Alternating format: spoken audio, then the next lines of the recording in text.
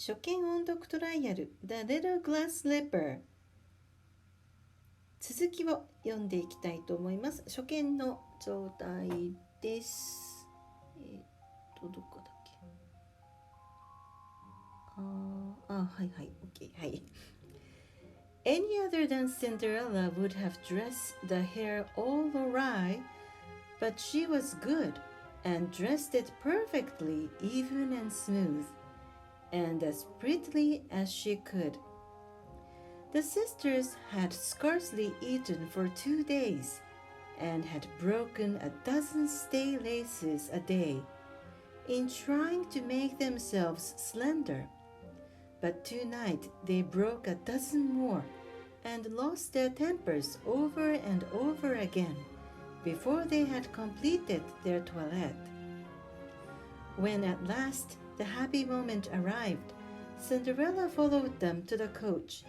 After it had whirled them away, she sat down by the kitchen fire and cried.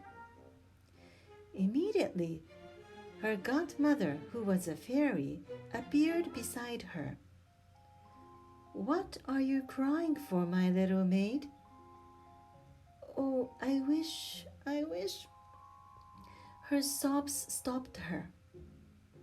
"You wish to go to the ball, isn't it so?" Cinderella nodded. "Well, then be a good girl and you shall go.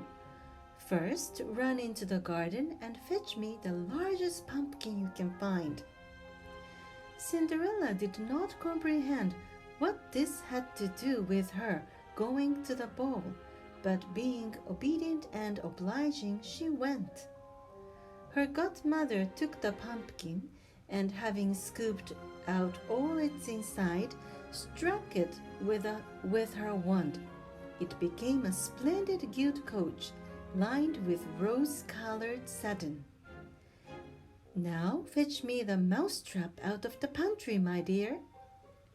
Cinderella brought it. It contained 6 of the fattest, sleekest mice. The fairy lifted up the wire door, and as each mouse ran out, she struck it and changed it into a beautiful black horse. "But what shall I do for your coachman, Cinderella?"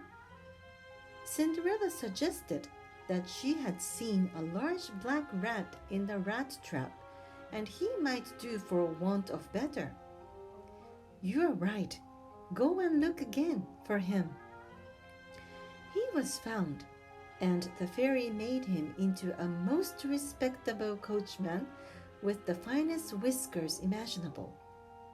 She afterwards took 6 lizards from behind the pumpkin frame and changed them into 6 footmen, all in splendid livery, who immediately jumped up behind the carriage, as if they had been footmen all their days. "Well, Cinderella, now you can go to the ball." "What, in this clothes?" said Cinderella piteously, looking down on her ragged frock.